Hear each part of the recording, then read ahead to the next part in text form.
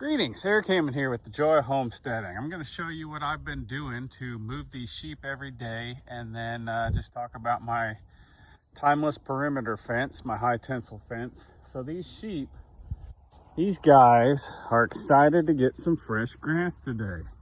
So what I've been doing is I started them up there and I'm moving this fence 5 feet every single day. That's going to get us close to winter. Man, you can really see a difference where they beat up all this tall fescue. You know, it's almost like a straight line here. And then we're going to march them down to the road. As they beat up all this fescue, I'm frost seeding red clover into it. So there's a whole pasture on the other side. You can kind of see some wires. I'm going to frost seed that today. But I wanted to show you how we do these high tensile fence and then temporary paddocks. So this is the high tensile fence. It runs between my property and the neighbor's property, and then you can stake out any temporary fence you want with just some reels. And I really love these 3/8 fiberglass rods. So I use 2 wires. I could get away with 1 wire, except for that black one right there. She won't stay in 1 wire. She'll only stay in 2. If you use a dead blow mallet, like one of these, you can tap those 3/8 posts into any kind of ground. We have really rocky ground here. Step-in posts don't work well for us, but these 3/8 fiberglass rods really do. So what I'm basically doing is every day I pick this reel up. I have to be careful because that wire is running right underneath that handle. I don't know why I did that to myself. But you wrap it around it, and then you hook this onto your high tensile wire, and then this lights this whole wire up. And it runs, gosh, that thing runs 600 feet back. So when I want to make a new strip, all I do is I pick this up off of this fence. As soon as you pick that up off of that like that, that wire's dead now, as long as you don't let it droop down and touch the one below it, because the one below it's still on there. You move it over 5 feet, and then since the reel is on this side, you just add more length to it, and then we just continue to lengthen it and move down that way. These reels, I'm gonna set that right there for now.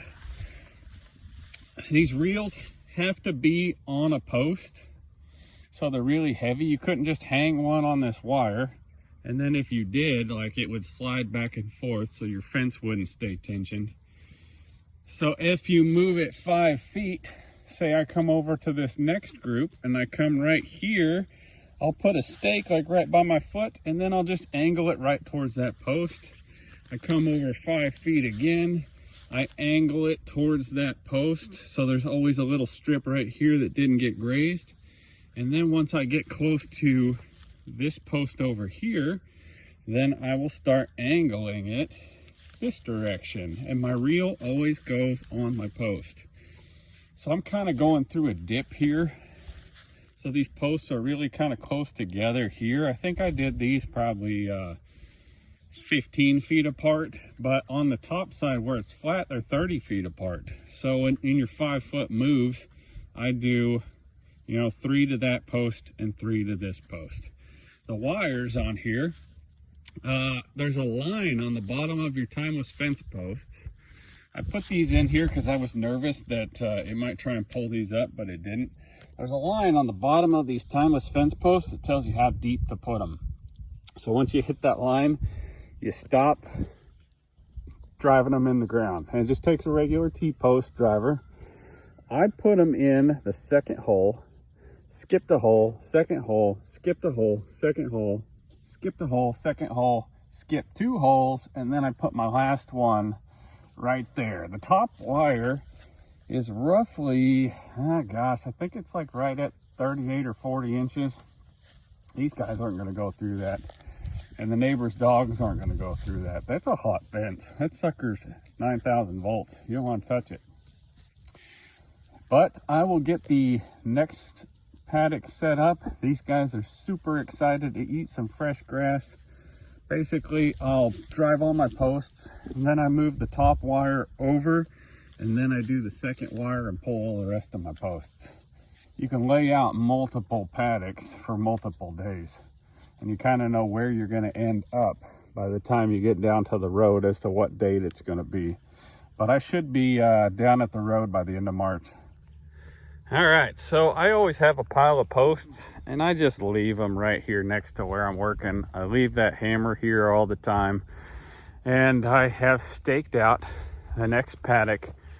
So here's my next corner, and then you see I've placed all the posts next to where the original fence is. That one's not, the end of it's not gonna be close to that fence, so you're gonna see the angle of it. I'm gonna go ahead and move the top wire over. These guys are so excited. They want some fresh grass.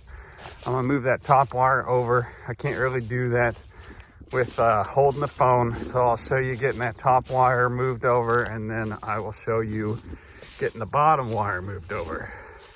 Look at that, they're just following me. They want some fresh grass so bad. All right, let me get this moved.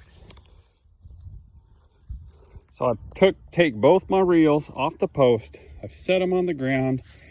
The bottom one's still kind of taut. I just go through and I just unhook all these top wires. This is how you wrap it around to put tension on it, and also to make the whole thing conductive when you loop it through. What we're using here is polybraid. It's not a polywire. It's a pretty serious, almost like a rope, and all the metal strings inside of it are woven between each other. Look at this. It's like a rope. High quality. You get that from Power Flex fence, and it's almost cheaper than regular polywire. So I start unhooking this. I start just pulling it off. I don't even wind up my reels, if you notice that. So I just take this, they're being held in there with that bottom wire that's, 8 inches off the ground, 10 inches off the ground. So I just go through and I unhook all these, and then I move it over, and then I tension it, and then I hook it back. I don't even wind the thing up. I guess just because I'm lazy. That corner post there can come out, so I tend to leave them, and then as I get further on, I'll pull some of these posts out that don't need to be there. So I'm gonna hook that in my corner.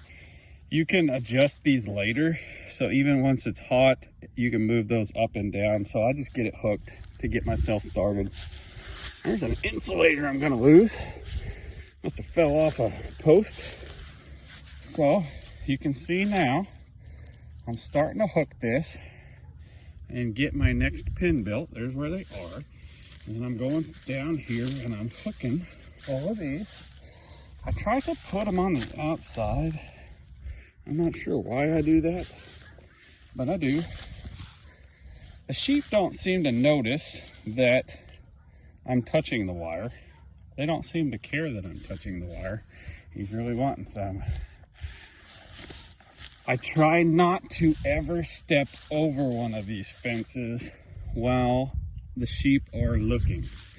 I don't want them getting any bright ideas about being able to step over this fence or jump over this fence.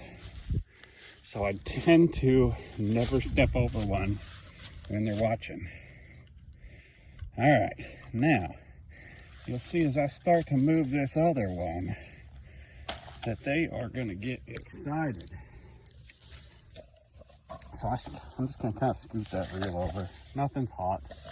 These sheep aren't going to go anywhere once I get them some good grass. So I'm going to start to pull this bottom wire off our original fence. I take my posts, I just toss them right down the next line. So there's some nice new grass for them. Pull that post, toss it. You're gonna see them start to come over here. They recognize there's fresh grass. I'm gonna pull that post. If I'm not holding a phone, I can get this done in 5 minutes. It's not a big deal. I think see, look at that. All this is a fresh strip they haven't touched. They're gonna start coming over to that. Look at them. They love it. They love it.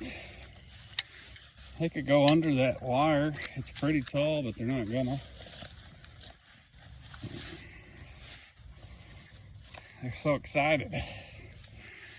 Moving my animals every day has made the biggest difference on my farm that I have seen so far. They love that. Look at them. They're just getting mouthfuls of stuff. I'm gonna get all this hooked up onto these posts, and then I'm gonna get back with you. I'll show you the sheep grazing, and then I will show you how we energize it. All right, we're right here at the end. I've ran my wires. Those saggy, non-energized wires are keeping those sheep in because they got something good to eat. And I'm gonna show you tensioning it and energizing it. So I lock my reel, I put some slack in it, I come over here, it's got a hook onto that fence. So I'm gonna come over to this side. You wanna make sure the wire on your last post is on the outside of where you're pulling. And then I'm gonna try and do this without shocking myself silly. So basically I've just wrapped it around that once. I'm pulling kind of tight on it, and then I just hook it. That sucker's hot now. Since it's wrapped around the handle and the handle's hooked on the wire, that bottom wire is now hot. And you gotta make sure that is centered on that post. It's gotta be on the post.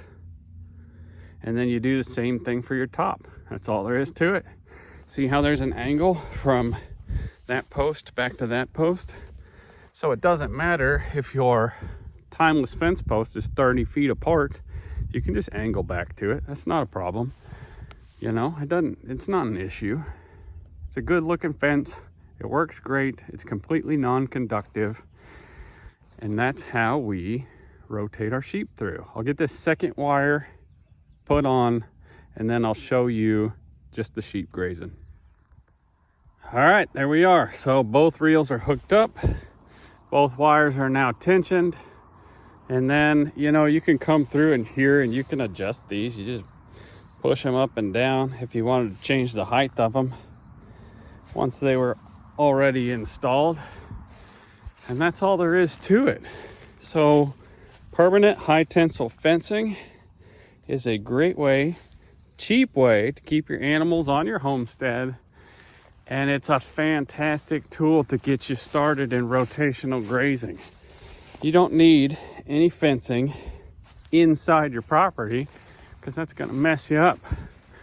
You won't be able to take a mower through there, or drive a tractor through there, or whatever you might have to do if there's permanent fence. Everything gets harder with permanent fence inside your property, but you got to have good property boundaries. And just look at how good those guys look now. They're working on some fescue that we stockpiled for winter. We try not to feed any kind of hay unless it's just nasty out. And they're just tickled. They're just happy as can be.